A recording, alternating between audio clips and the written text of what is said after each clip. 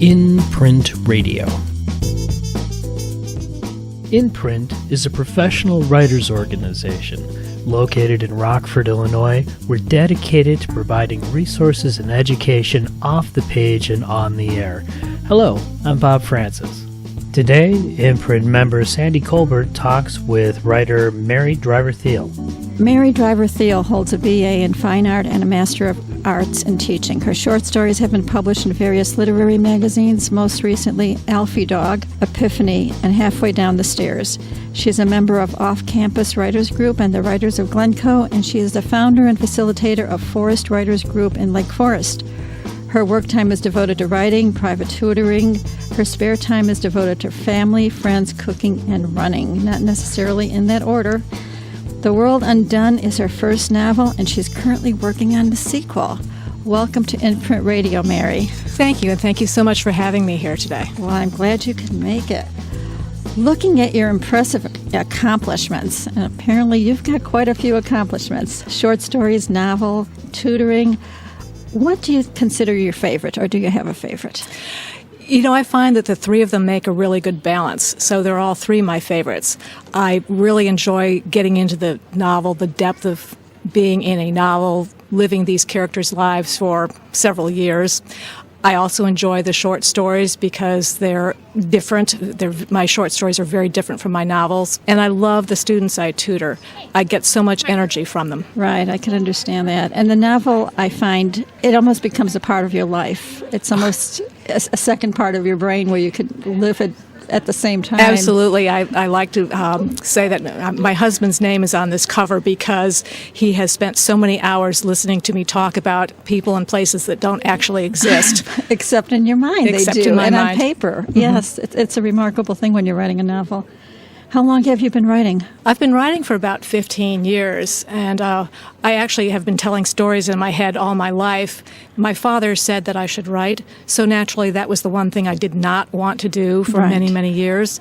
But I finally succumbed to it and have discovered that it's a wonderful world. Was there something that happened that where you just thought, I could do this, I could write this?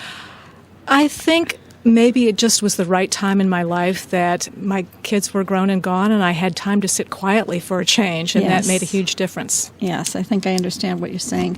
Are you from the Chicago area? Yes, I'm actually from Lake Forest. I grew up there, except for 7 years that I spent in England. I have lived in Lake Forest all my life. Nice place to live. It's very nice. Nice area. Tell our listeners about your first novel, The World Undone. Well, this is very interesting. It actually came from a writer's prompt in my Forest writing group. It started as a short story. The prompt was to write about something that somebody finds in a closet. And I find that many people ask me if I gave any children up for adoption. No children were given away in the making of this book, I can assure you. It was totally from the prompt, and it grew from there. So it's absolutely fiction, and it's been very interesting because although I didn't know anyone who was involved in this world, since writing the book, I've had people approach me and say, oh, you have told my story, you've told the story of my family, and I've heard some really remarkable tales that way. Now, your book centers on adoption. Yes. And how it affects the lives of these three women. Right. It's basically about what happens 30 years after a woman has given up a child for adoption, and her younger daughter discovers the adoption or the certificate of birth in the closet and decides to track down her half-sister. Of course, the mom thinks this is a complete secret from everybody in the family, but the younger daughter brings the half-sister back into the family fold, or at least that's the idea. It doesn't quite work out that way. I could imagine there's a lot of plot twists when you get into something like this, that there's a lot that could happen. There is, and that was one of the fun things about writing this. I'm sure you've heard this before, that as you write something, the characters kind of take over, and they go down paths that you hadn't envisioned when you first started out. I think that's what's so remarkable, is that it seems like the character leads you. You don't lead the character. Right. You have to take what they give you and deal with it. And Callie and Sylvia and Anne are all so very real to me. Did you have to do a lot of research on adoption? I really didn't. I had one friend, I took her out to lunch one day and I said, okay, tell me all about it. And she told me her story, which was similar but also different from what happens in this book. And it was enough for me to go on, and I made up the rest. And one of the interesting things is I've had somebody since approach me who was a birth mother who said, I'm going to read your book and tell you if you've got anything wrong. And she said, for the most part, I nailed it. I got it right. Wonderful. And that was really gratifying to hear. Oh, I imagine, because it's a world that you're not familiar with. It's a world I'm not familiar with, but I think the idea is to write about something that you don't know about so you discover new things. So the inspiration for the book was from the Prompt Club. Totally from a Prompt Club, and that's why my writing groups are so important to me, not just for the support and critiques and camaraderie, but also because you discover things in a writer's group that you wouldn't otherwise. Right. They push you places you wouldn't go on your own necessarily. Well, with your short stories and your novel, what do you want your readers to take away? The big takeaway that I have from this book is I think we all need to be very mindful of the fact that mistakes we make in our youth can stick with us for a lifetime. And, everybody makes mistakes, but it's how you deal with it that is important. I'm also very interested in mother-daughter relationships.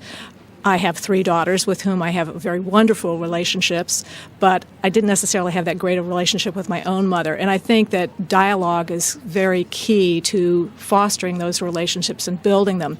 One thing that I hope my book would do would be to give mothers and daughters something to talk about. It's something that isn't directly their lives, so perhaps they can discuss important issues without going to those scary places that are too much their own lives. I think that's what a lot of authors don't, or maybe they just underestimate themselves, but a book can have a lot of impact, and it could generate conversation. Yes. After a book is read. Right. And it really, it can affect people's lives. It doesn't necessarily just be a novel. It could be something that really, really generates a lot of conversation and can have a positive or negative effect, but it can have an effect. And I would be so gratified if even just one mother and daughter got to a place they wouldn't have gone because they read my novel and talked. Right. Well, there's so many complexities in mother-daughter relationships, father-son relationships. It's never that simple. There's things that happen that could haunt you for the rest of your life, or absolutely rear their ugly heads later on in life. I know exactly what even you're when you saying. think you've buried the secret. Yes, absolutely. We'll be back with more of Sandy's interview with Mary right after this.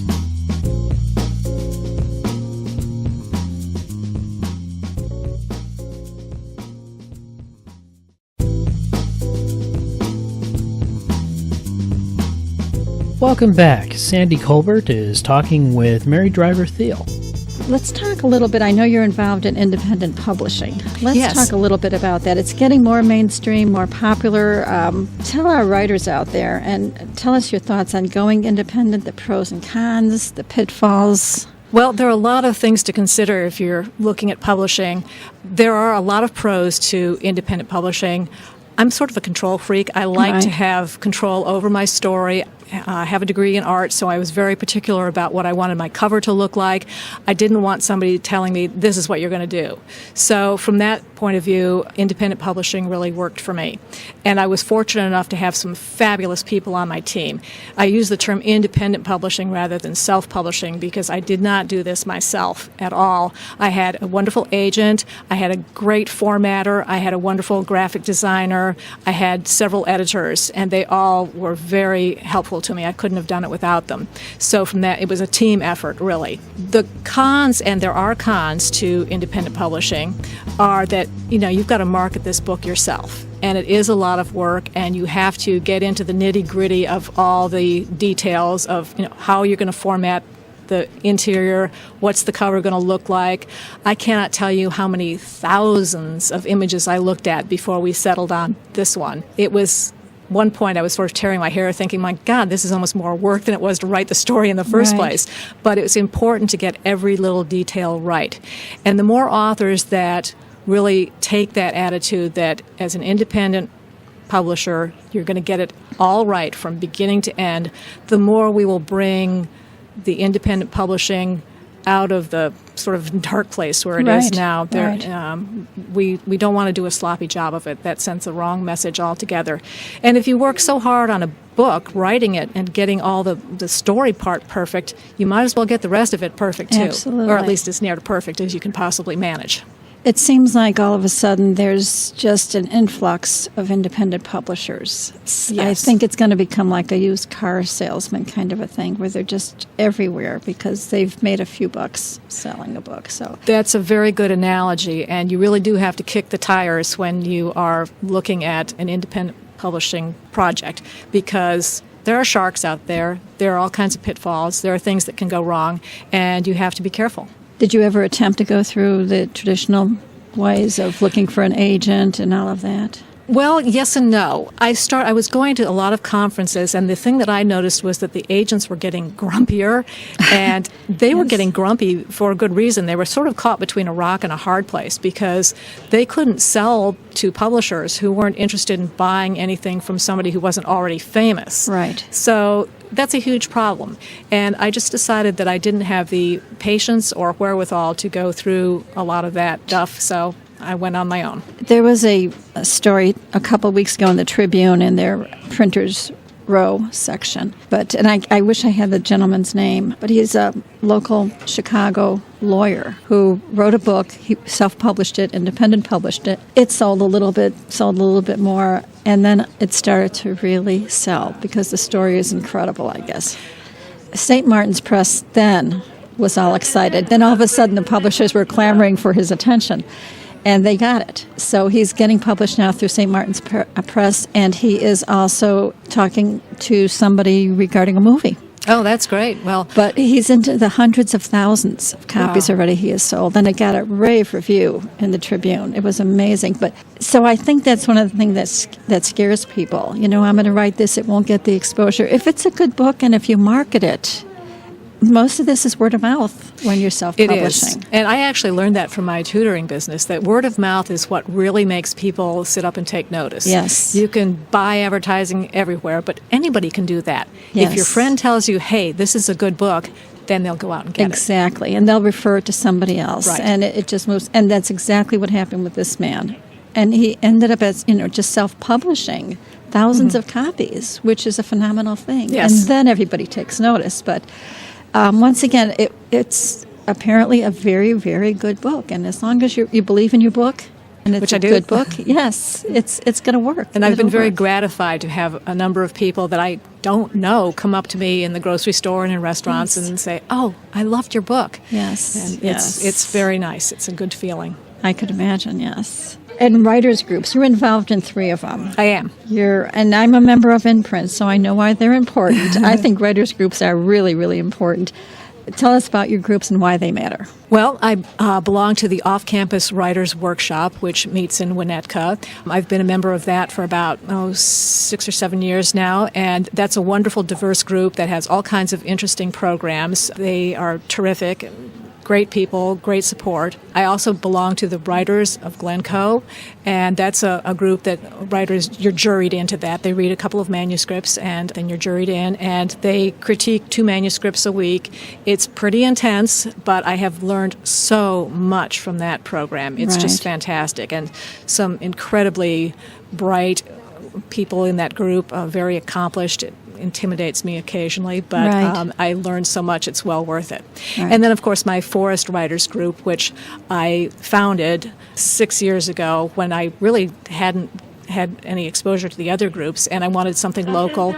And it's a smaller group, but we have gelled as a group of writers that have the same kind of ideas about what we want to write and how we want to go about it. And Lake Forest Library has been incredibly supportive with that. So I'm very grateful to them.